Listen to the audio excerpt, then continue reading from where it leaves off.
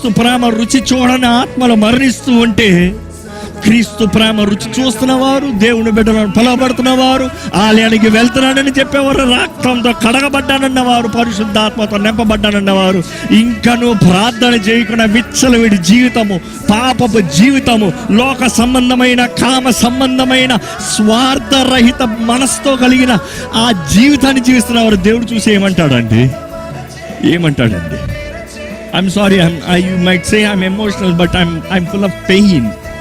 బాధ, వేదన, నొప్పి, ఆత్మలు నశించిపోతున్నాయి, ఆత్మలు మరణిస్తున్నారు. ఏం చేస్తున్నారు క్రైస్తవులు? ఏం చేస్తున్నారు దేవుని బిడ్డలు? ఈ సమయంలో కూడా ప్రేమను పంచలేకుండా స్వార్థముతో ఉన్నారు. దేవుడు ఎక్కడున్నాడు మీలో? దేవుడు ఎక్కడున్నాడు మనలో? ఆత్మల్ని రక్షించాలి.